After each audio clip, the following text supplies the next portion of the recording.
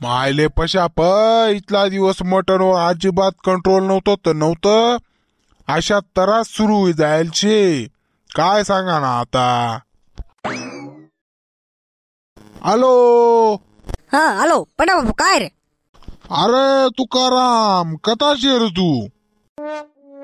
काय रे पडा बापू, आता पुढला हप्ता मग कांदा लावणार शेतच.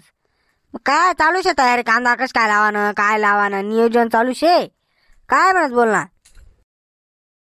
अरे भो तुकाराम काय सांगू तुले, इथलं इथलं इथलं परेशान जायचं ना मी तुले आता काय सांगा ना. काय रे पडा बापू काय जे इथला परेशानची तू असे बयान चिंता माशास ना काय जे. अरे भो 1 महिना जायापाशी इथला त्रास होई राहणार ना माले. काय सांगा ना तुला आता, जे शे ते बरं शे, नाही तर तू राहता ना काय करता काय नाही. काय रे भाऊ पंडा बापू काय जे तू व्यवस्थित सांगत नाही गडा भाऊ. हाय पाय भाऊ तुला आता एकदम सविस्तरपणे सांगितलेस काय होईल छे काय नाही होईल छे. 1 हप्ता जाया 2 हप्ता जाया आता 3रा हप्ता चालू ही घ्या. लगातार मटन चालू शे भो. काय सांगा तुला आता मटन ना पाय एवढा मोठा त्रास सुरू जायचे तुला आता सांगाले गहू तू म्हणजे तुला कानपट्यात दिल्या पाहिजे असे सांगशी तुम्हाला. इथला बल्ला मोठा त्रास होई राह ना तरी काय शे आता तो बराशे तर बराशी. अरे हा ते जे तुला म्हणणं पण नेमकी काय होईल ते मोकळं सांग ना तू. अरे भो इथलं मटन खाईशे ना पार मुळे आता त्रास उमदळणार माले काय सांगू तुला आता. वो बू मा बाबा बेकारच काम शे भाऊ. बोलता कामराज बरोबर होते बी भयान अवघड भयान त्रास होत्या ना. काय सांगा भो मला बी वळलं होतं इथला दिवस ना पार 1-1.5 महिना रंगण हो सुगर मा इथला त्रास होय त्या ना बाप बयान भू एवढं काम शे बरोबर होती बेकार शे ते काम. डायरेक्ट आजारी पाटाकस ते तर ते दुसरा आजार सुरू जात इथलं बेकार असते. अरे भाऊ मग तू जरासं नियंत्रण ठेवा ना खावावर. हो काय खावा ना काय नाही खावा ना सर्व गोष्टी तू जरासं नियम पाळला पाहिजे. त्या मग आता कुठेच तू नेमकी. अरे भो काय सांग बा, बटू देत नाही उठू देत नाही झोपू देत नाही इथला त्रास शे काय सांगा तुला आता तो आपला डॉक्टर शे आपला गावावरलाच तो भाऊ म्हणे काय बाहेर कुठे जाऊ नको म्हणे तुनच 8च काम करतेस म्हणे. मी 8च मस्ता तुझी जाई बाहेर जाग्यात ना म्हणे 1.5 लाख रुपयाला गप काढी देतील म्हणे आपण बरोबर काही टाकूच म्हणे तू टेन्शन न घेऊ म्हणे.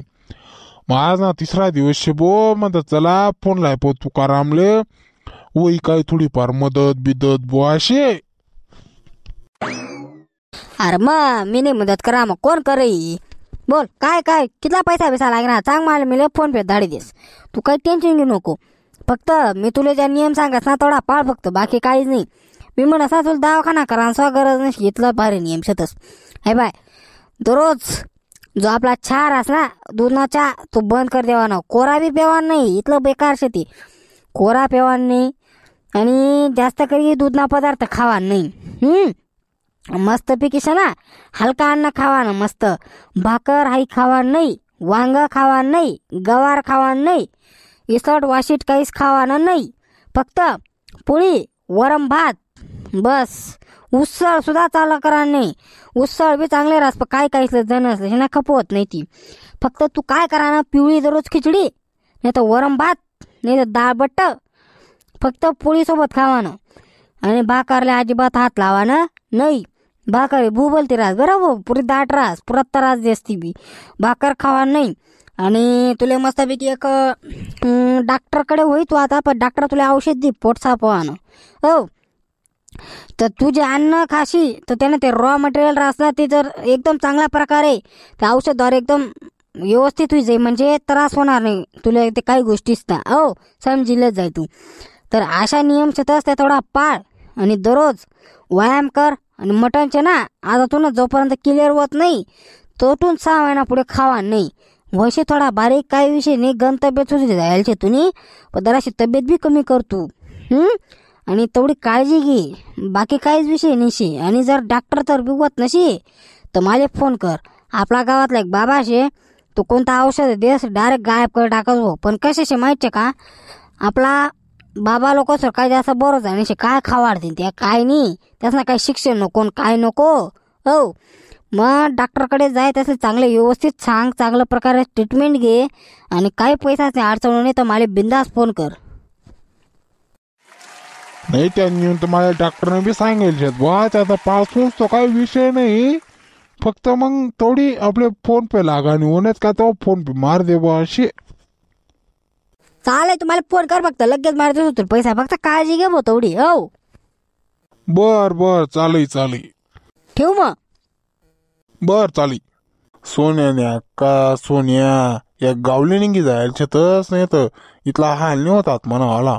या समज जे खरं तर या महिन्यापाशी गावले जाई बसणार अटे मुळव्या चुरी घे मला मटण खाई हॉटेल खाई पैसा काय दुखणं वन इथलं बेकार काम शे, काय करवा काय नाही. डॉक्टर बी काही येत नाही का जो अर्धे मिळते सलाईन संपी गई. पांडू जात्या कस काय वाटतंय आता, बरं वाटतंय ना? हा डॉक्टर साहेब 15-17 सुजू राहिला हो. हो तो आता त्रास चालूच असणार आहे ना, जोपर्यंत आपण रिपेअर होत नाही तोपर्यंत तो त्रास कसा बरा होईल. त्यासाठी प्रॉपर ट्रीटमेंट आणि प्रॉपर आपलं न्यूट्रिशन सर्व यांची आहाराची गरज आपल्याला अत्यंत आहे. आपण प्रत्येक गोष्ट नियमाने पाळली गेली पाहिजे. जे मी तुम्हाला पहिल्यांदा नियम सांगितले होते ते तुम्ही पाळले असते तर अजून उत्कृष्ट फरक चांगला पडेल. कारण की आम्ही जेवढ्या गोळ्या लावू, जेवढे औषधे देतो त्याच्यापेक्षा आपला आहार कसा घेतात त्याच्यावर डिपेंडंट आहे. जास्त करून भाजीपाला खाण्याचा प्रयत्न करा, जेणेकरून तुम्हाला जो काही त्रास होत असेल तो कमी होईल. आणि ती मुळे म्हणजे सोपी गोष्ट नव्हे, तर आपल्याला एकदम ऑपरेशन करायला देखील लावू शकतं. ते एवढं मुळव्याध एवढं भयंकर आहे आपली, तर आपण जेवढी काळजी घेतली तेवढा आपल्याला लवकरात लवकर फरक पडेल. हा डॉक्टर साहेब तुमचं म्हणणं बरोबर आहे, पण मग थोडा लवकर फरक पडला असता तर बरं झालं असतं बा असं. हो आम्ही तर प्रयत्न करतोच आहेत, पण सर्व गोष्टी आपल्यावरच डिपेंडंट आहे. आपण कसा आहार घेता, कशी आपली काळजी घेता त्याच्यावर डिपेंडंट आहे. आम्ही आमचे प्रयत्न चालूच ठेवू, फक्त आपण जेवढी आपली काळजी घ्याल तेवढ्या परीने चांगला फरक पडेल. आणि खास म्हणजे आपण हिरवा भाजीपाला जास्त खात जा. मी तुम्हाला मगाशी बोललो, जास्त खाल्ल्यामुळे ते थोडं बरे होण्याचे चान्सेस वाढतात आणि आपला खर्च देखील कमी होतो. बाकी काही नाही, आपण तब्येतीची काळजी घ्या. नाही सर माझं म्हणजे एकदम नियमित काम होतं, एकदम ओके होतं. पण आता गेल्या काही महिन्यापासून आहे ना सर, ते थोडंसं हॉटेलचं खाण्याची सवय लागली होती सर. ते कसं आहे माहिती का, आता ते हॉटेलमधलं खाणं म्हणजे एकदम चविष्ट असतं, गोड लागतं खायला, एकदम भारी लागतं ती. मग घरचं माणूस विसरून जातं ना, मग ते घरचा माणूस खायचंच नाही, ते हॉटेलच पळकून गेले. ते एवढं भारी लागायचं ते जेवण, एकदम भारी लागायचं. तर काय सांगू तुम्हाला, फक्त सोमवार आणि गुरुवार टळायचा, बाकी ना टोटल दिवस हॉटेलवरच जायचो, एकदम भारी लागायचं डॉक्टर साहेब ते जेवण. काय सांगू तुम्ही आता, पण आम्हाला एवढं माहिती नव्हतं की एवढं भयंकर काम होईल ते असं. पण त्याचा दुष्परिणाम शेवट झाला बा. माझ्या मित्राने सांगितलं मला थोडंफार काही चांगल्या गोष्टी, पण त्या पण फॉलो करतोय, तुमच्या पण गोष्टी फॉलो करतोय सर मी. फक्त मग तेवढं लवकरात लवकर रिपेअर करा फक्त. हो ती आपण आपल्यावरच आहे, मी तुम्हाला मगाशी बोललो ना. तर मग आपण जेवढी काळजी घ्याल तेवढा फरक लवकर पडेल. आमच्या प्रयत्न चालूच आहेत ना, आम्ही थोडी शांत बसलोय. मग आपण रिपेअर झाल्यानंतर आपल्याला 2 ते 3 महिने मटण, मासे, अंडी जे काही मांसाहार पदार्थ असतील ते खाता येणार नाही. कारण की त्याच्यामुळं ते थोडंसं गोंधळल्यासारखं काम होतं. त्याच्यामुळे ते जेवढं बंद कराल तेवढं चांगलं असेल. आणि आपल्या शरीरासाठी अत्यंत चांगला म्हणजे आपला पौष्टिक आहार जो आहे तोच घ्या. बाकीचं जंक फूड वगैरे ते काय त्यांच्या नादी लागू नका, कारण की त्याच्याने बराचसा त्रास वाढेल, कमी होणार नाही.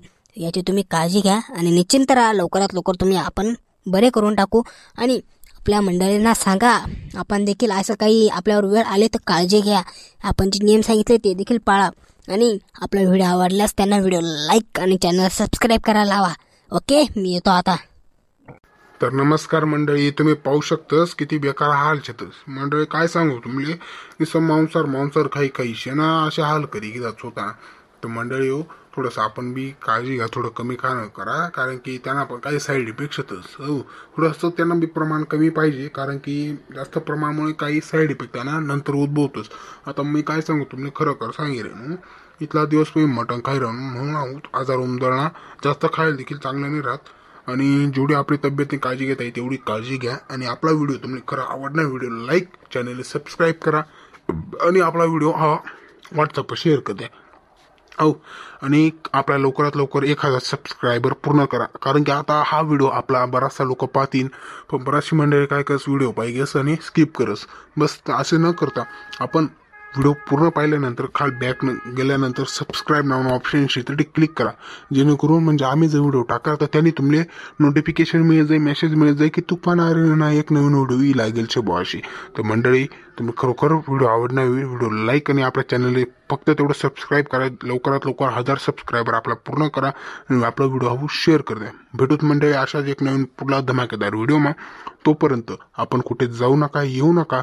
तुफान आयरणी व्हिडिओ पावाले विसरू नका. जय खानदेश मंडळी, भेटूच अशाच नवीन पुढला व्हिडिओ